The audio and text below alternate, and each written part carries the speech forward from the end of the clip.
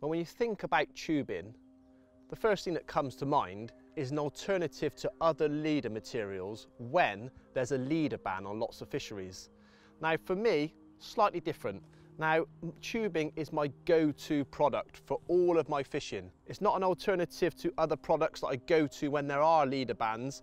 It's in fact the first thing that gets added to my terminal tackle armoury, and for very good reason.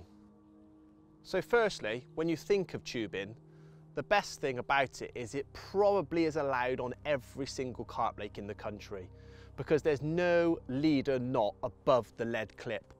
What I like about the tubing setup is that if I'm fishing a variety of different waters, then even if they have got a leader ban, it ticks all the boxes. Now I'm bouncing around quite a lot for my fishing. I'm fishing day tickets, syndicates, big wild reservoirs in France, and incredibly snaggy, huge inland seas and everything in between. Now I can keep this rig on, which is a tubing setup with a lead clip, and obviously with the rig that I use all the time, and fish that in all of those scenarios. I'm not swapping and changing, and the reason being is this tubing, not only is it incredibly supple, so for the clear gravel pits in the Cotswolds it perfectly hugs the contours of the bottom, but it's incredibly robust. Now tungsten tubing, historically, years gone by before I used the ESP stuff, always felt a bit brittle. I found that the brittleness of this tubing is completely eradicated, and in fact it's got a little bit of bounce in it, so it's a little bit of give. It doesn't degrade in the sun like other tungsten tubes, and in fact it's testament to, I guess, the composition of what goes into this tube that allows me to, wow, I've just had this on there for many, many seasons, and rarely do I ever have to change this bit of tube. Now it leads me down to the lead clip system, which again is incredibly versatile for me. I like to complement the tubing setup with a lead clip, streamlined rubber, really important. So if there's a little bump in this part, quite often the rig in flight will get caught on it, but obviously the components that complement the ESP tube with the lead clip ensure that the streamlined nature finishes flush across the tube. And then it comes down to the normal rig that I fish, which I've spoken about before. I'm really surprised not more people use it, because for me it ticks all the boxes. Now I have used other leader materials, and I think lead core and other materials have their place in some rigs that are out there at the moment. But for me, the biggest one is just how supple that is.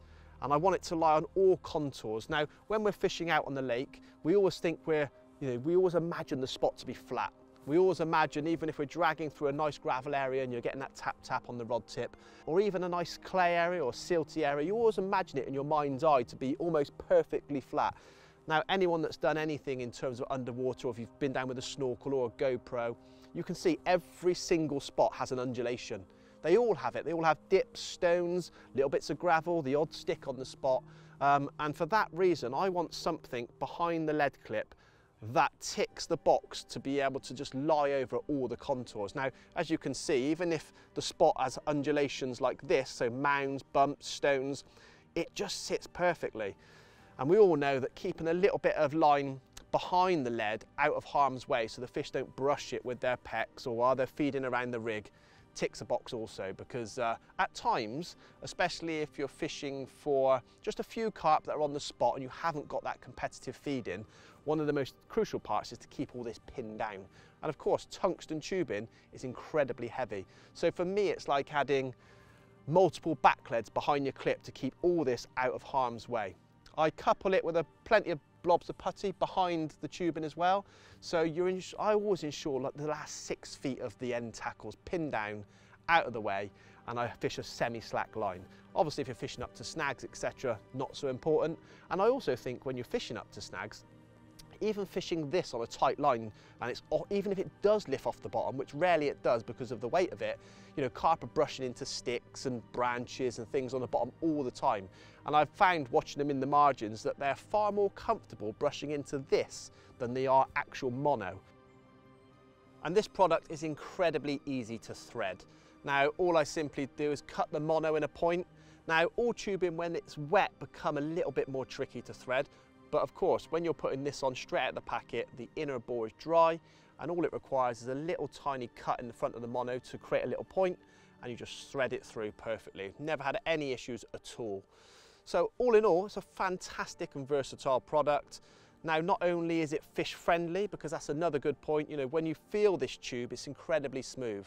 Now, you don't want, I personally don't want, is when you're playing a fish, I always want something behind the lead clip personally, because we know mono can lift scales, etc. So I've always got some form of protection behind the clip, because this is the bit that potentially could rub on the flank of the carp as you're playing it.